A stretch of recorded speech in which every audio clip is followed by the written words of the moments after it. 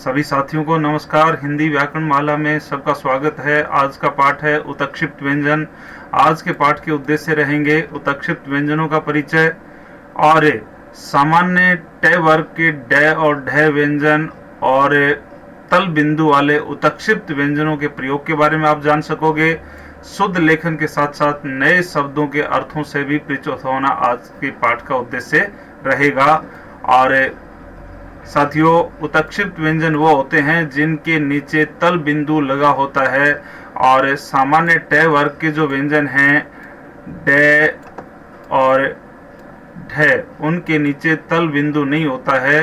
अतः ये सामान्य ट वर्ग के व्यंजन हैं और ये तल बिंदु वाले जो हैं वो उत्क्षिप्त व्यंजन कहलाते हैं। और उत्क्षिप्त व्यंजन हिंदी की अपनी निजी विशेषता है। इनके प्रयोग के बारे में हम जानेंगे कि इनका प्रयोग कहाँ किया जाता है और इनका प्रयोग कहाँ नहीं किया जाता है। सबसे पहले हम इस बात से परिचित होंगे कि उत्क्षिप्त व्यंजनों का प्रयोग कहाँ नहीं होता है। अतः सबसे पहले शब्द के प्रारंभ में कभी भी उत्क्षिप्त व्यंजनों का प्रयोग नहीं होता है, या यूं कहें शब्द के प्रारंभ में कभी भी तल बिंदु नहीं लगाया जाता है। और हमारे पास में कुछ शब्द हैं डाबर, डहडहा, डगर और ढकोसला। विद्यार्थियों, इनके अर्थों से भी आप परिचित होंगे। डाबर का अर्थ होता है गड्ढा, डहडहा का अर्थ होता है हरा भरा, डगर का अर्थ होता है रास्ता और ढकोसला का अर्थ होता है पाखंड। और इनमें कहीं भी तल बिंदु का प्रयोग नहीं हुआ है।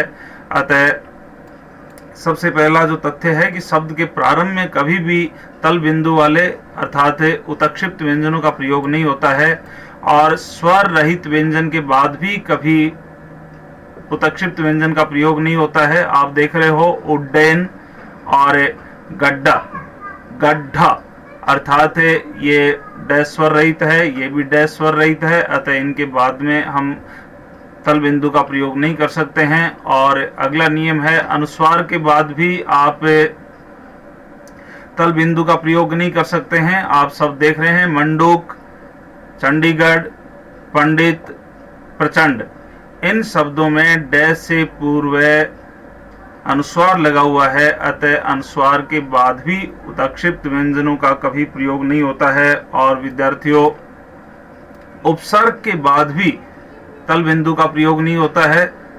तल बिंदु और उत्क्षिप्त व्यंजन एक ही हैं, विद्यार्थी इससे भ्रमित न हो।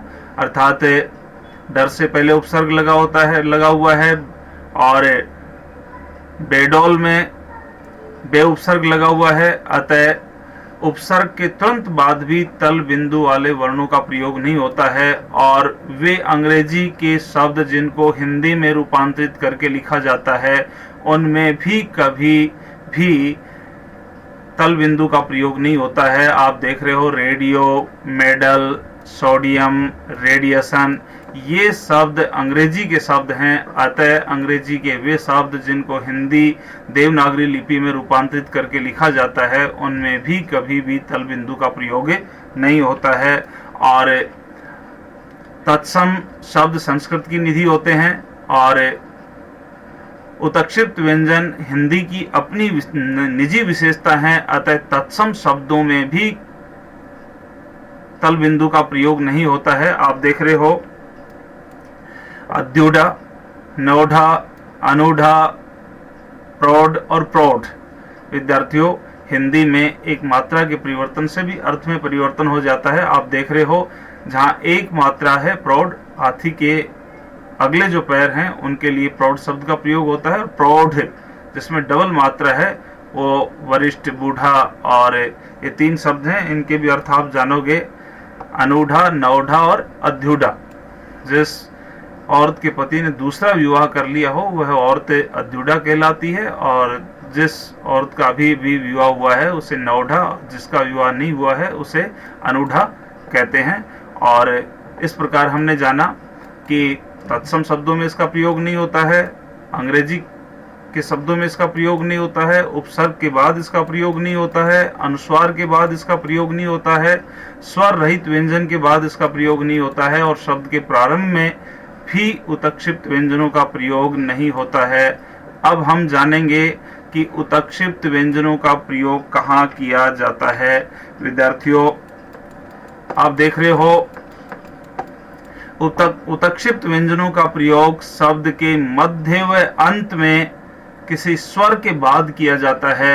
जैसे आप देख रहे हो कि धड़कन, सड़क, ये सब शब्द के बीच में इसका प्रयोग हुआ है, ये शब्द के अंत में इसका प्रयोग हुआ है, और इनसे पहले ध में भी स्वर है, स में भी स्वर है, क में भी स्वर है। अतः शब्द के मध्य और शब्द के अंत में और किसी स्वर के बाद में इनका उत्क्षिप्त व्यंजनों का प्रयोग होता है।